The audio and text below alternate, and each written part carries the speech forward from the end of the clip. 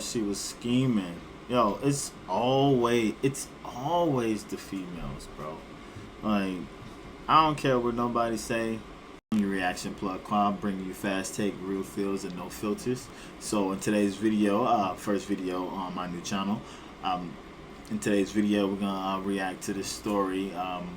It's about a famous actor from back in the day, Merlin Santana. A lot of people know him as Romeo from the Steve Harvey Show, Stanley from the Cosby Show. But I was just sitting one day and I was just like, whatever happened to that guy. So I went down a little rabbit hole. I want to talk about it, react to it, and just get your take on it. The name of the video is from the original author of the video is Hood Politics. I didn't know the details surrounding his death. I just remember when I was a bit younger, they talked about how he died. I mean, they talked about him dying, but I never really got the details of the story. So I had the details now, and a lot of people may not be familiar with what happened to Romeo from Steve Harvey, but I want to get right into it. So without further ado, let's get to the video. The name of the video is When Lies Kill. So let me go ahead and start the video. I'm not holding too much time talking. It's supposed to be quick, unfiltered, and authentic reactions. That's an acronym, by the way, for QUA, which is my name. So P game. Alright, let's get to it.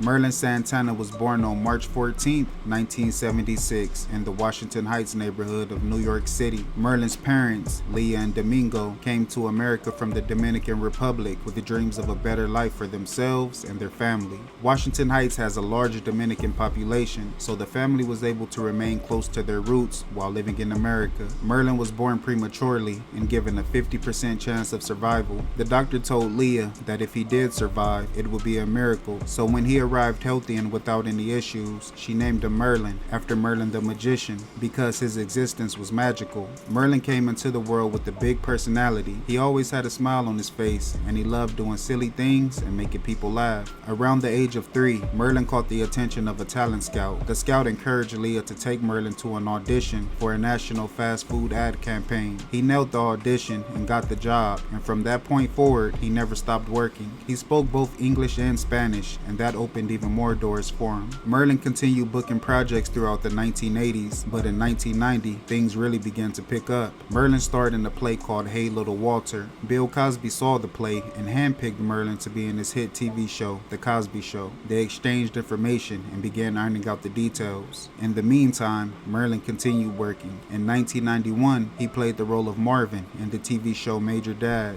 Also in 1991, he played the role of Ronald Griggs in the TV show Law and Order. Later that year, he played a newspaper boy in the film The Cabinet of Dr. Ramirez. Around this time, his meetings with Bill Cosby materialized, and he was given a reoccurring role.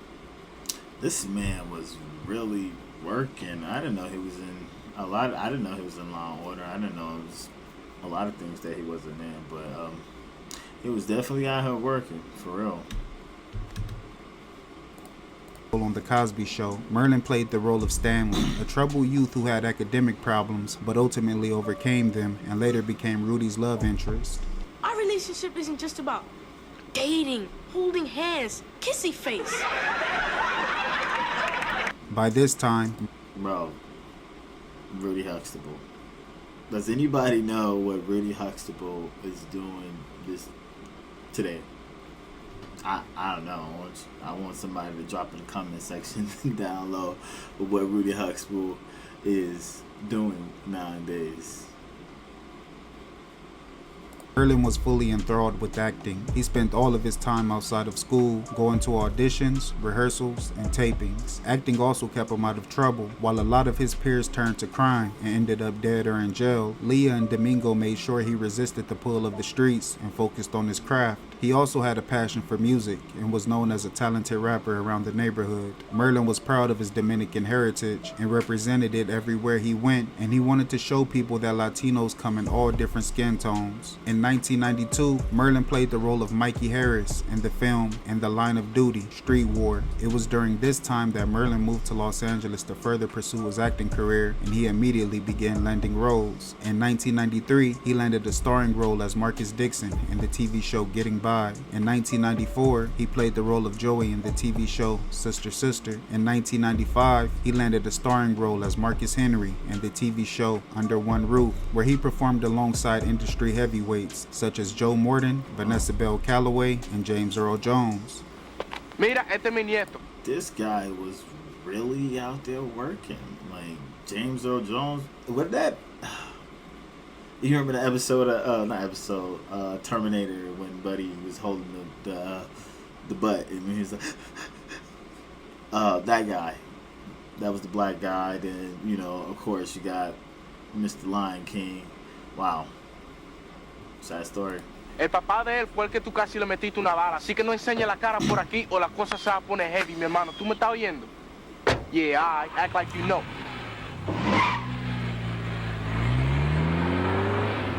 What did you just say to him?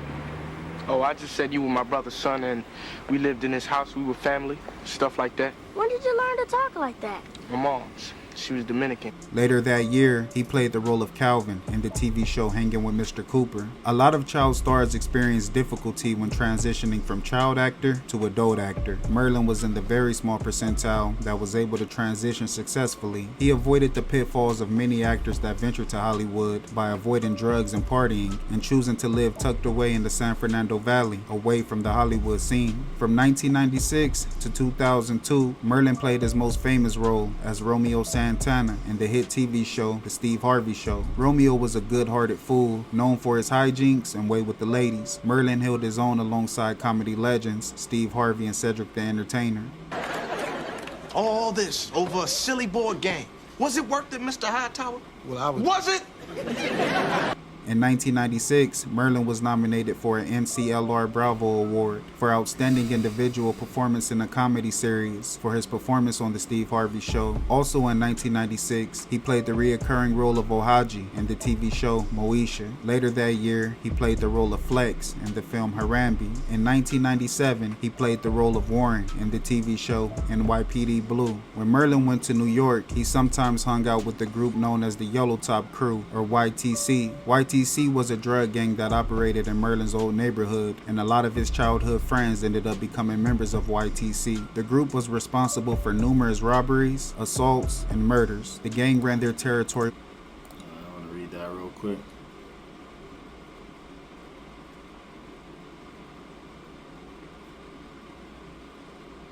Wow. 8 murders, 13 attempted murders.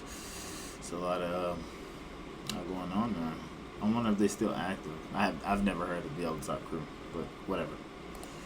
With an iron fist and were indicted by law enforcement on multiple occasions. A man named Chango was a leader in YTC, and he recalled being taken aback that even with all of his success, Merlin still wanted to be around them. In one of his freestyles, Merlin mentions being involved with YTC. Cops try to raise me, got close shot and fleet. Crooked cop info coming handy. That be my role model as a YTC. Some believe that the affiliation rubbed off on Merlin. William Lee Scott, who played the role of Bullethead on The Steve Harvey Show, shared his thoughts about Merlin during an interview a few years ago. William described Merlin as being super talented, but said that he was wild, headstrong, and unpredictable at times. Others said that they never saw that side of him. Steve Harvey recalled Merlin being respectful, cool, and down to earth. I guess the best way to describe Merlin would be as layered. Around this time, Merlin and his on-again, off-again girlfriend had a daughter named Melinda. In 1998 and in 1999, Merlin was nominated for an American Latino Media Arts Award for Outstanding Actor in a Comedy Series for his performance on The Steve Harvey Show. In 2001 and in 2002, he was nominated for an NAACP Image Award for Outstanding Supporting Actor in a Comedy Series for his performance on The Steve Harvey Show. Merlin started taking rap seriously and began working on an album. He connected with a man named Jelani Alexander and began working on music in Jelani's home studio, but acting was still his primary focus. In 2001, Merlin played the role of Jermaine in the movie Flossin'. In 2002, he played the role of Seaman McBride in the TV show Jag. Also in 2002, he played the starring role of Mayhem in the film Played, a hip-hop story. The film is inspired by the East Coast versus West Coast feud that took place during the 1990s. I thought we had a conversation about you dialing up Jacks. Why should I roll over for him? He shot me. You know Jimmy didn't have anything to do with that. That radio rap he's spitting, he just playing a political angle. Yeah, Cali boy full of words now, but he gonna run out of them real soon. Later in 2002, he played the role of a temperamental R&B singer named Dante El Dente in the TV show Half and Half.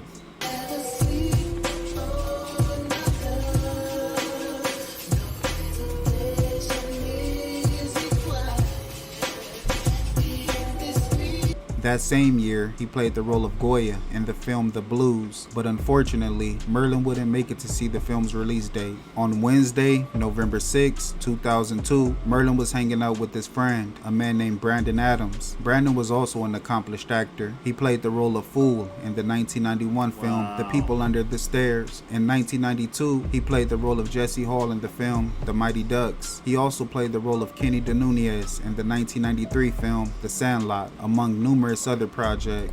All three of those films that they just named was hits. People on the Stairs. If you've never seen People Under the Stairs, you gotta check out People Under the Stairs. And who's never watched The Sandlot? Sandlot, arguably top 20 movies ever, in my opinion. That's just my opinion. Don't quote me on that. The two went to a Chinese food restaurant located in the strip mall at the intersection of Stocker Street and Crenshaw Boulevard. While they were eating, they were approached by a young woman named Monique King, who went by the nickname Mercedes, and her friend. They recognized the guys from their works and joined them at the table. Merlin and Monique then exchanged phone numbers and made plans to keep in touch. Monique was a 15-year-old runaway and is believed that she lied about her age during their conversation. Later that evening, at around 7 p.m., Monique called Merlin and asked if he wanted to hang out. He said yes and picked up Monique and another one of her friends named Shaquita Harris at a Jack in the Box restaurant. Merlin, Brandon, Monique, and Shaquita then went back to Merlin's condo in Studio City, where they spent the night drinking and having relations. Around 1 a.m., Merlin and Brandon dropped Monique and Shaquita off in the Wilshire district. It's important to note that many have denied these acts taking place. On Friday, November 8, 2002, Brandon was having car trouble and borrowed his mom's rental car, a white Kia Rio. At around 10 p.m., Brandon went to Jelani's house and made his way to the studio. When he walked in, he saw Merlin and Jelani drinking and smoking while playing a video game. Merlin had made plans to fly back to New York, but stayed in LA for an audition. A while later, Monique called Merlin and asked if she could come over. He said yes and gave her directions to Jelani's house. At around 11:30, Monique arrived at the home and entered through the back door. She used the restroom and then sat down on the couch. She was acting nervous and repeatedly putting her head in her hands. Jelani believed that she was pretending to be drunk because she didn't stumble when she walked. Oh, she was scheming. Yo, it's always the females, bro. Like, I don't care what nobody say. Just the female parts. Like, I don't care what nobody say. Like, women is the one of the strongest addictions ever. Like women bring down countries, empires, stuff like that. Like, bro, if a great man falls, 9 times out of 10 is because a woman, Julius Caesar, Cleopatra, whatever. But it's always a woman, and I just don't get it. I mean, like, you got so much power, but some women opt out to use their powers for evil and whatnot. But let me continue the video.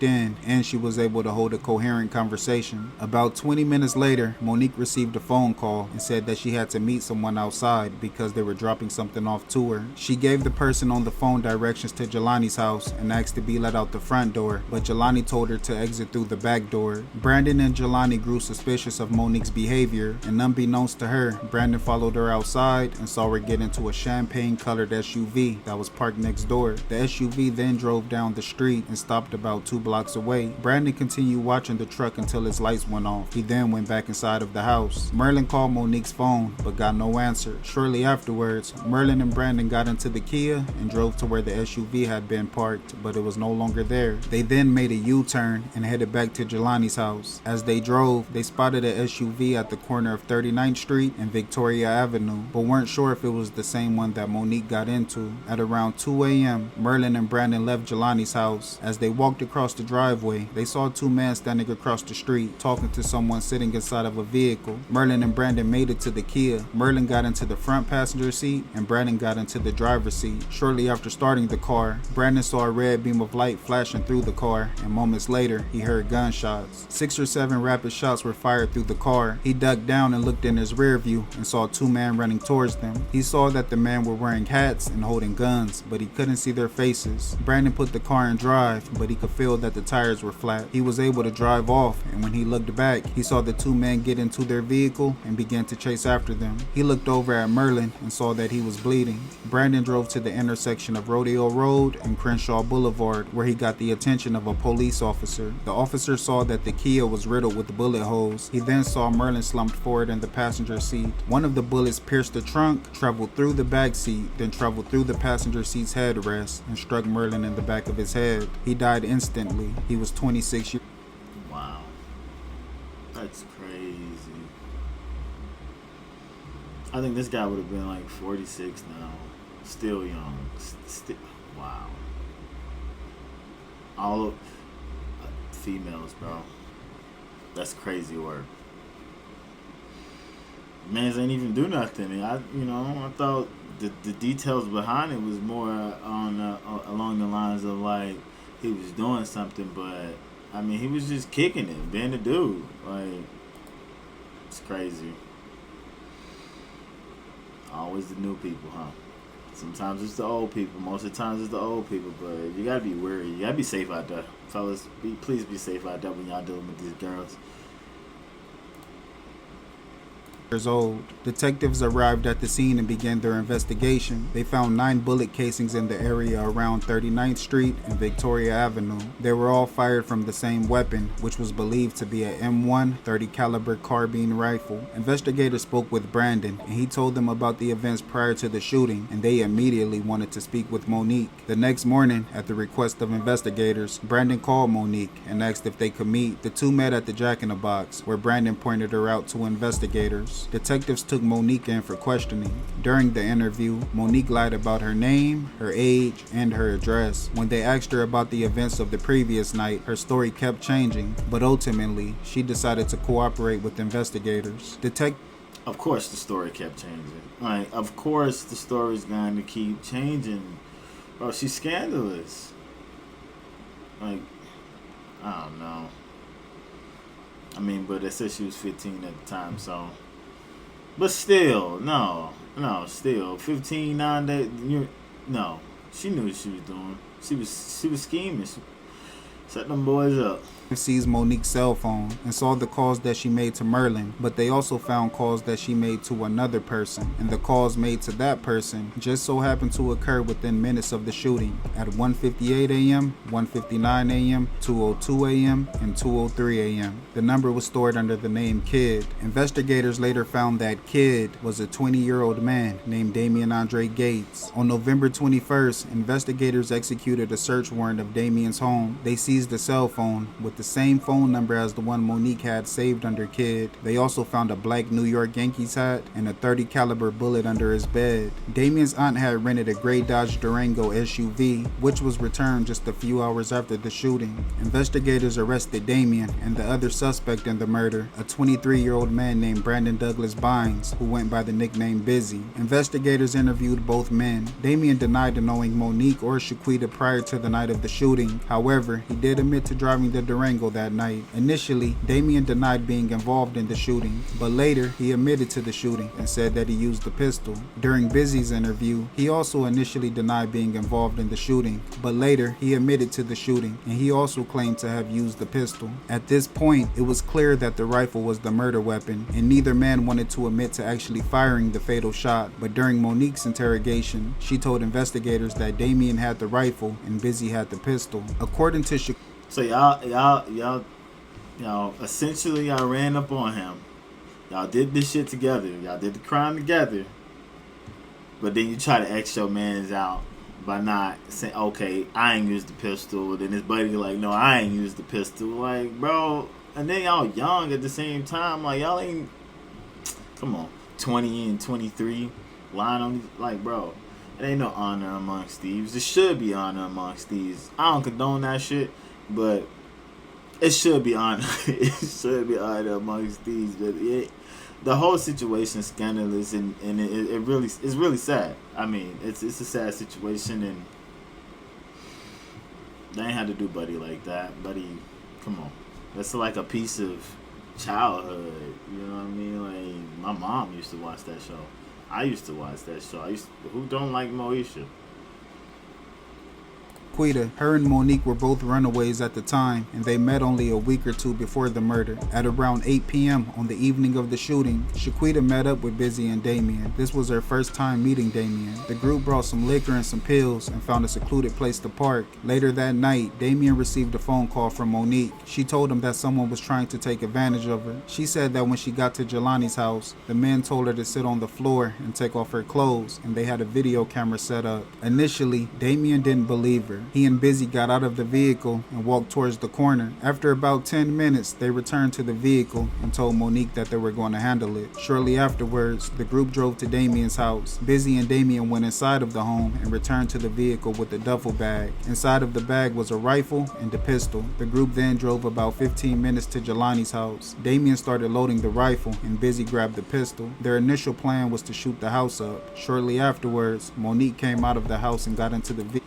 Bro, and then these two dudes that committed the crime, they didn't even know the females like that either. Just trying to bolster and show out for the females or whatever. That right there, that's the toxic masculinity that people talk about. Like, bro, it ain't that serious, bro. And then her lying ass, like, bro, why was the story even cooked up? What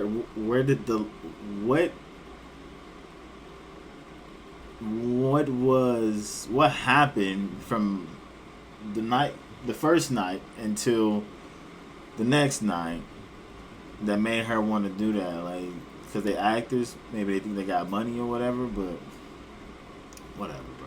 A while later, Merlin and Brandon walked outside and entered the Kia. Damien and Busy began running towards them and opened fire. There was about 6 or 7 shots, and Monique drove over and picked them up. The group then fled the scene. Monique King, Brandon Douglas Bynes, and Damien Andre Gates were all charged with the murder of Merlin Santana and the attempted murder of Brandon Adams. Brandon Douglas Bynes pled guilty to voluntary manslaughter and assault with a deadly weapon. He was sentenced to 23 years in prison. Damien and Monique pled not guilty and took their cases to trial. Monique was tried as an adult. During the trial, Damien told the court that he and Busy met Monique and Shaquita on the night of the shooting while they were driving down Crenshaw Boulevard near Stocker Street. He said they saw the girls and pulled over to talk to them. They then gave the girls a ride to a nearby liquor store. Afterwards, the group went to Damien's house where he picked up a pistol. Monique told him that she had a date that night and was waiting on a phone call. Damien said that he didn't consider Monique to be his date and that the two were not romantically involved. The group then began drinking and taking pills. A while later, they dropped Monique off at Jelani's house and headed to a Del Taco restaurant, but had to stop before getting there because Damien felt dizzy. Shortly afterwards, Monique called Damien and asked him to pick her up. He began driving back towards Jelani's house, and moments later, he received another call from Monique. This time, she was hysterical and asking him to hurry up. They made it to the house and picked up Monique. She was crying and her clothes were mangled. She told them that she had been assaulted.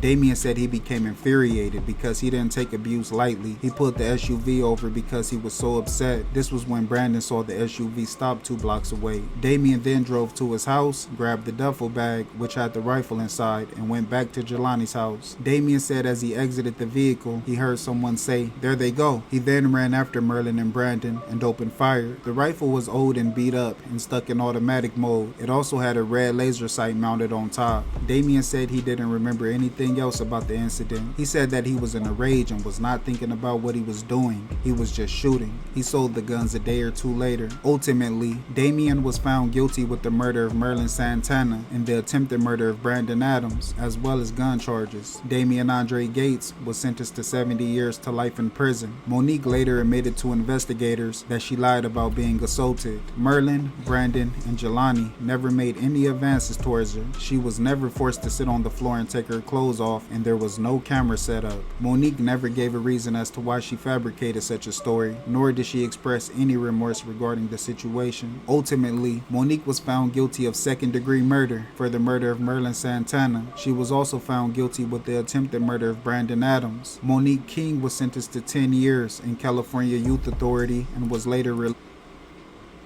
10 years? 10 years. That's all she got? I mean, I guess back then, 10 years, like, so, Buddy got 23 years. He's probably about to get out in a year or so. She's already out probably, and then the other guy's still in there. He ain't getting out no time soon. But, so Buddy, you took Merlin's life. You're in there 23 years. You about to get out. You was 23 at the time. So he what? 46, same age. Well, he'd be about to be what? Like, I don't know, 36, 46, something like that. But whatever. It's insane that she only got 10 years. No remorse. Don't even know why she fabricated a lie. Just because you got somebody killed. Many feel like the sentence was essentially a slap on the wrist, stating that her lie was the catalyst for an innocent man being murdered and another one being nearly killed. In the years following her release, Monique was arrested multiple times for crimes ranging from sex work to probation violations. Not much is known about her whereabouts these days. Merlin Santana's legacy lives on through his family, friends, fans, and numerous projects, with only a fraction of them being covered in this video. Merlin's brother Ish has a YouTube channel with his girlfriend called Annie and Ish, where he shares memories of Merlin. He also named his son Merlin in honor of his older brother. In 2018, Merlin's daughter, Melinda, graduated from New York University with a degree in nursing. During the ceremony, she wore a cap that featured a message to her father. It read, "Dad, no worries. I know you're proud of me in heaven." Merlin's story has become a cautionary tale on how the price of a lie can cost everything. I want to thank you guys for tuning in. Please like, comment, and subscribe.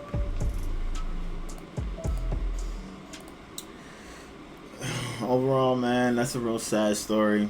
They didn't have to, she didn't have to lie like that, do Buddy like that, man. Like, grew up watching this dude. But there are some happy parts to it. His daughter did graduate, became a nurse, that's good.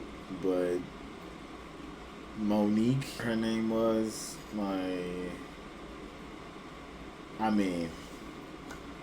God has the final say so on whatever happens to a person, but I can honestly say I hope nothing good came out of it. But that's the end of video 1. So I hope to see you guys back on quick, unfiltered, and authentic reactions. Until next time, I'll see you guys on the next video. Make sure you like, comment, subscribe to the channel if you enjoyed the content here today. I got some more videos coming your way pretty soon. We're doing uploads weekly, so drop on in and subscribe, like. If you want me to react to anything else, just you can just leave me a comment down in the comment section. And all right, until next time. Peace.